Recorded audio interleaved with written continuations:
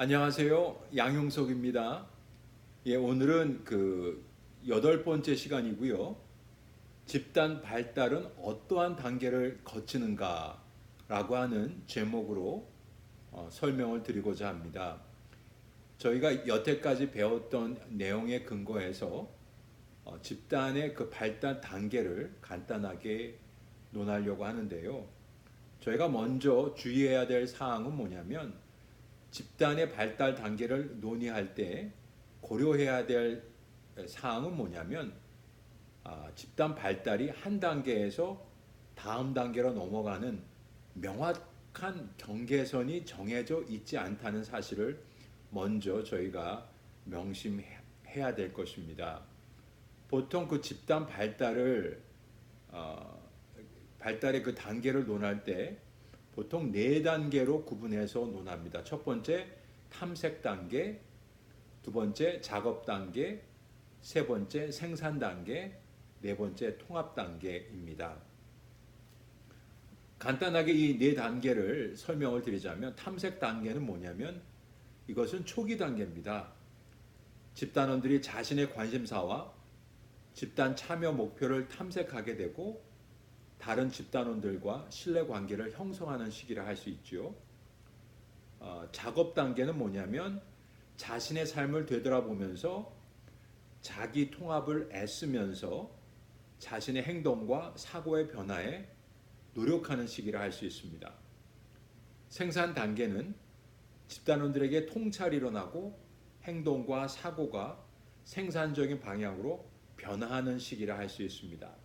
마지막으로 통합 단계는 집단 경험과 학습 내용을 일상생활에 적용하여 생산적이고 행복한 삶을 영위하는 단계라 할 수 있습니다. 첫 번째 큰 제목으로 집단의 탐색 단계에 대해서 설명을 드리겠습니다. 집단의 총 회기수를 10회기로 볼 때 집단 시작 후 첫 번째 회기, 두 번째 회기 정도에 해당됩니다. 집단에 대한 기대, 소망, 흥분감으로 인간관계가 다소 피상적이고 자신의 그 좋은 점만 보이려고 하는 특징을 갖고 있죠. 신혼기, 밀월기에 비유되곤 합니다. 그러나 한편으로 새로운 사람들과의 만남으로 인해 어색함을 느끼거나 자기 개방에 부담을 느껴 불안해하거나 집단 참여를 주저하기도 하죠. 그래서 이 집단의 탐색 단계를 저는 세 가지 소제목으로 나눠서 설명을 드리고자 합니다. 첫 번째, 탐색 단계의 특징. 두 번째, 집단 상담자의 의무. 세 번째, 탐색 단계의 촉진 전략. 이 세 단계로 구분해서 여러분들의 이해를 도모하고자 합니다. 첫 번째, 탐색 단계의 특징이라고 한다면 첫째, 집단원들의 신뢰감 수준이 낮은 편이고요. 두 번째, 목표가 불명확한 상태이고요. 세 번째, 불안감 높은 편이고요. 네 번째, 집단 과정에서도 집단은 자신에 대한 초점을 회피하고요. 다섯 번째, 거기 그때에 초점을 맞추는 경향이라 할 수 있습니다. 첫 번째, 낮은 신뢰감.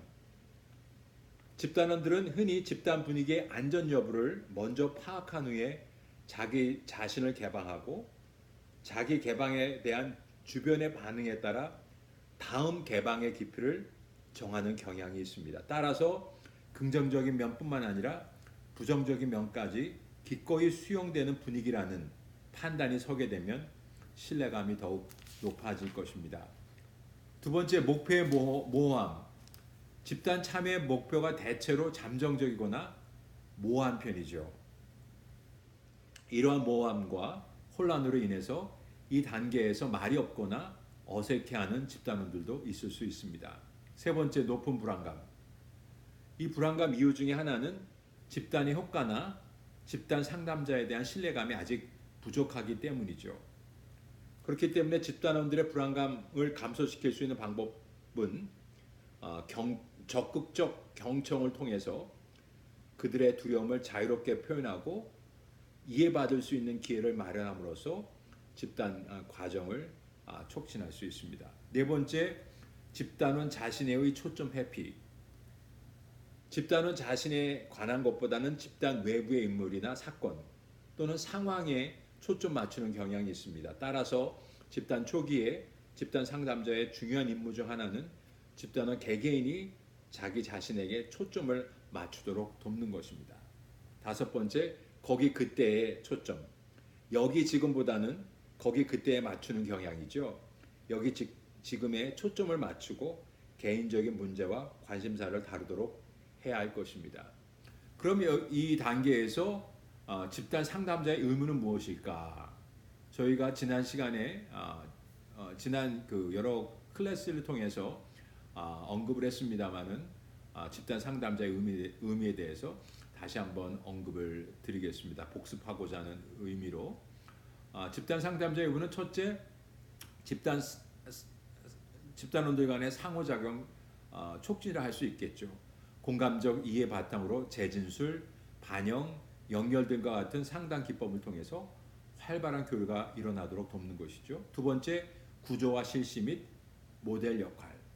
집단에 대한 구조화를 실시하고 자신이 모델이 되어서 집단에서 바람직한 행동을 몸소 실천해야 할 것입니다. 세 번째, 집단원의 문제 행동에 대한 대처. 집단 상담자는 집단 내에서의 문제 행동에 대해 명확하게 한계를 정해 주어야 합니다. 네 번째, 신뢰로운 분위기 조성이라 할 수 있겠죠. 그렇다면 탐색 단계에서의 그 촉진 전략은 무엇일까? 저는 한 6가지 정도로 한번 나누어 봤습니다. 첫 번째는 집단 규준을 설정하는 것이고요. 두 번째는 집단 응집력을 촉진하는 것입니다. 집단 응집력을 높이는 방안으로서는 제가 몇 가지 예를 한번 좀 여러분들과 나눠보겠습니다. 집단과 집단원의 목표를 함께 결정한다. 집단원들이 얻고자 하는 것을 집단을 통해 성취하고 있다는 느낌을 갖게 함으로써 집단의 만족도를 높인다. 집단 간의 갈등이나 고통을 공개적으로 다루어 그들의 차이점을 인정하고 솔직한 방법으로 문제 해결을 하도록 한다. 집단 상담자의 역할을 집단원들과 분담한다. 즉 논의할 주제의 결정을 집단원과 상의한다거나 집단원 간의 상호작용을 증진시킨다. 집단원들이 집단 내에서 모험을 통해 인정과 지지를 받고 의미 있는 경험을 공유하게 함으로써 집단원 간의 친밀감을 높인다. 모든 집단원들이 활발하게 참여할 수 있도록 유도한다. 특히 집단 내에서 일어나고 있는 것에 대한 생각과 느낌 등을 표출할 수 있도록 하여 서로 신뢰할 수 있는 분위기를 조성한다. 자, 탐색 단계 촉진 전략으로서 세 번째는 집단 상담자의 시범이죠. 네 번째는 주의 깊은 경청입니다. 다섯 번째는 공감적인 이해고요. 여섯 번째는 사려 깊은 직면입니다. 저희가 이 모든 것을 지난 클래스들을 통해서 다 배웠기 때문에 더 상세하게 설명을 드리지 않겠습니다. 자, 큰 제목 두 번째죠. 집단의 작업 단계. 집단의 작업 단계는 집단이 탐색 단계에서 생산 단계로 발전하기 전에 전형적으로 거치는 시기라고 할 수 있습니다. 일종의 과도기라고 할 수 있겠죠. 신혼기 같은 탐색 단계의 분위기가 다소 가라앉게 되면서 집단원들의 불안감이 고조가 될 수 있고 집단원들이 방어적 태도를 보일 수 있으며 갈등이 표출되기도 하고 집단 상담자에 대해 도전이 나타나기도 합니다. 첫 번째, 불안의 고조. 불안이 고조되는 원인으로서는 여러 가지가 있는데 제가 몇 가지를 좀 얘기한다면 다른 집단원들의 비판 또는 판단을 의식하게 되면서 불안이 고조될 수 있고요. 통제력 또는 자제력 상실에 대한 두려움, 무지하고 어리석은 자신의 모습이 노출될 수 있음에 대한 염려, 집단 상담자나 다른 집단원들의 거부 또는 따돌림에 대한 두려움, 웃음거리가 될 수 있음에 대한 염려, 이런 것들이 그 집단원들의 불안을 고조시킬 수 있고요. 두 번째는 저항이 표출될 수 있습니다. 집단원들이 자신을 방어하거나 예상되는 상처를 피하기 위한 저항을 보일 수가 있고요. 세 번째, 갈등 야기. 집단 상담자와 집단원 또는 집단원들 사이에 갈등이 야기될 수가 있겠죠. 갈등 상황을 어떻게 피할 것인가 보다 어떻게 해결할 것인가에 하는 문제가 더 중요하다고 할 수 있습니다. 네 번째는 집단 상담자에 대한 도전. 집단 상담자가 그 집단원이 그 도전을 하게 되면 크게 그 두 가지 반응을 가질 수 있겠죠. 첫째는 방어적인 태도를 가질 수가 있겠고, 두 번째는 기꺼이 수용하고 경청하는 태도를 취할 수가 있는데요. 제가 그 두 가지의 그 예를 좀 나누고 싶습니다. 현수라고 하는 사람이 상담자에게 이렇게 도전했다고 해보죠. 집단에 참가하게 된 이래로 별로 얻은 것이 없는 것 같아요. 그래서 선생님이 좀 더 신경을 써 주셨으면 해요. 일종의 그 상담자에 대한 도전이죠. 그러면 상담자가 이렇게 방어적인 태도로 나설 수 있습니다. 현수 씨라면 이보다 더 잘할 수 있다고 생각하세요? 그렇지 않아도 말하려던 참인데 현수 씨가 좀 더 적극적으로 참여하면서 그런 얘기를 하면 좋겠습니다. 현수 씨는 모든 책임을 나에게 돌리고 있군요. 여기서 집단 상담자는 즉각적이고 방어적인 태도를 보임으로써 집단원의 그 도전에 대해서 자기 스스로를 보호하고 방어하려고 하는 태도를 보이고 있는 거죠. 그러나 방어적이고 그 즉각적인 태도로 반응하는 대신에 오히려 수용적으로 경청하고 오히려 그 사람의 집단원의 불만을 충분히 표현하도록 돕는다면 오히려 더 좋지 않을까 생각을 합니다. 그래서 한번 이런 예를 한번 나눠보겠습니다. 상담자, 현수 씨는 집단에서 얻고자 하는 점을 얻지 못해 실망스러우신가 봐요. 혹시 내가 다르게 행동하기를 원하는 점이 있다면 말씀해 주시겠어요? 아니면 현수 씨가 이 집단에 대해 바라는 점을 말씀하셨는데 이 집단이 지향해야 할 것이 무엇인지 말해 주시겠어요? 아니면 이 집단이 현수 씨의 기대에 부응하지 못해 안타까워 하셨는데 더 의미 있는 집단을 만들기 위해 현수 씨가 할 수 있는 것이 무엇일까요? 이렇게 방어적인 태도가 아닌 좀 더 수용적인 태도, 그러면서 경청하면서 상대편의 불만을 좀 더 적극적으로 표현하도록 돕는다면 오히려 이것이 집단원이 그 집단 상담자에게 갖고 있는 도전에 대해서 더 좋게 건설적으로 또 촉진적으로 반응한 것이라고 생각을 합니다. 큰 제목 세 번째, 집단의 생산 단계. 총 10개의 그 10회 회기의 집단의 경우에 있어서 4회에서 8회까지가 여기에 해당된다라고 볼 수 있습니다. 그렇다면 생산 단계의 그 특징은 무엇인가 제가 나누어 보겠습니다. 생산 단계의 그 집단의 특징은 높은 신뢰감과 응집력, 원활한 자기 개방과 피드백 교환, 개인차의 존중, 집단 규준의 적극적 실천, 갈등의 불가피성 인정과 적극적인 해결, 이렇게 볼 수 있겠죠. 자, 큰 제목 네 번째입니다. 집단의 통합 단계. 10개의 회기가 있다라고 한다면 9번째, 10번째 단계의 회기에 해당하는 게 이 집단의 통합 단계라고 할 수 있겠죠. 통합 단계의 특징은 뭐냐면 집단원들이 첫 번째 복합적 감정을 갖게 됩니다. 이제 조만간 집단이 종결될 수 있다라고 그걸 알고 있기 때문에 여러 가지 감정을 갖겠죠. 두 번째, 그것을 알게 되면서 집단 활동에 소극적으로 참여하게 될 가능성도 있습니다.